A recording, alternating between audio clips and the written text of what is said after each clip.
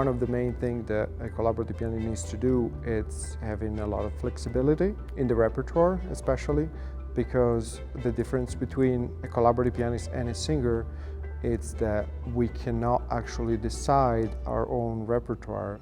They require us the repertoire that we have to present for an audition. So it is slightly different, and I think, in my opinion, it's a little bit more complicated. And so flexibility is key in that.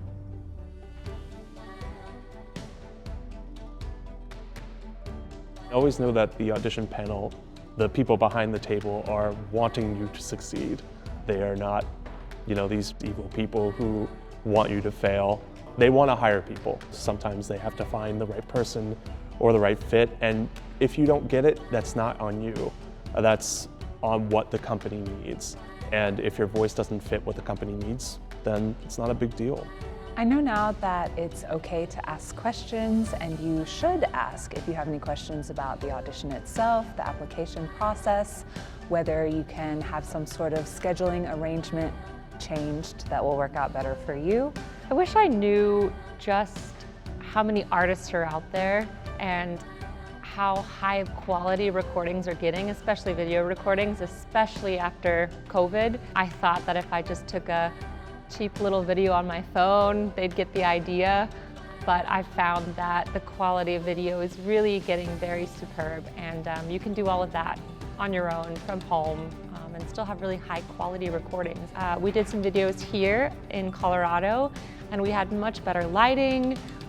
One of our artists set up a microphone system that captured the voice and the piano in very specific, clear ways.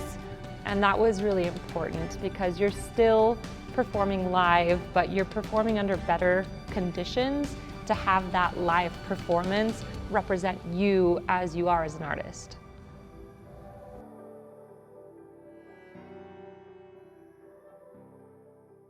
I choose my first piece for an audition based on the story I want to tell that day and how the voice is feeling. I really choose a piece that I think I can emote well and sing very musically, regardless of what specific thing they might be looking for that day. They can always choose a second song that they would rather hear, but I want to start with something that makes me feel comfortable. I like to have a variety of languages and styles in my aria package. I really like to connect with the text and the music for each piece. I don't like having an aria that just fills a quota and doesn't mean anything to me. So that's how I choose my package. Tailoring my rep to a specific season, of course, I go by with what I like singing best first, always. And usually the rest of it kind of tailors to what they're doing. Like if they're doing French rep, like they were doing Carmen, but I don't know Votre Toast. So I try to pick another aria from my rep that's in French so they can at least hear me in French.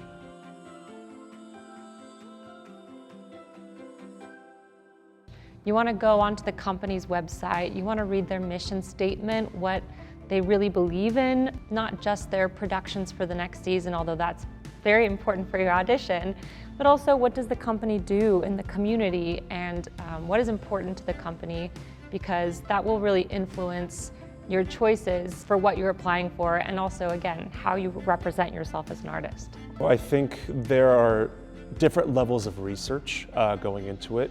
One is looking at their website, what they're doing in their next season, and usually that information is there. We use this system called the App Tracker, and the App Tracker usually has the whole audition application, saying what they want, saying what they're doing in the season, and saying what, potentially what you could get if you succeed in your auditions. But I also talk to people who have done the programs before, and usually those are the most honest representations of what a company is actually like and what to expect.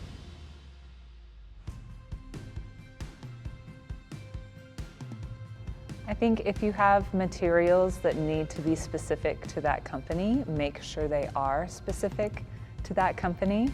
It's never very impressive to show up with a rep list or a resume that has, someone else's name on the header that you could have easily switched. Because I did this once. Also remember to put your contact information on the resume.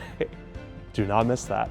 You want your resume to be as comprehensive and clear as possible, and keeping to one page can be really helpful for that.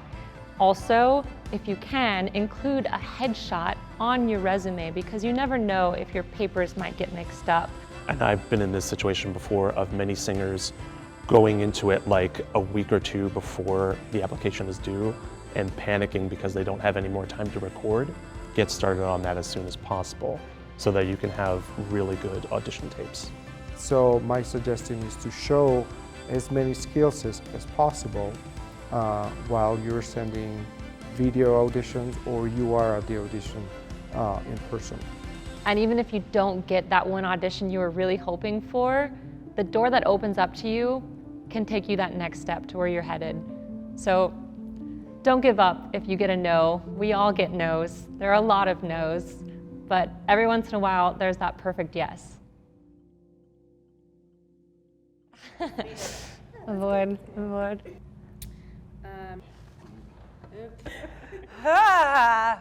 Freaks me out. Hey! Let me think, what else is there? Just dabbing in the background. Sorry. Bop. Cancel.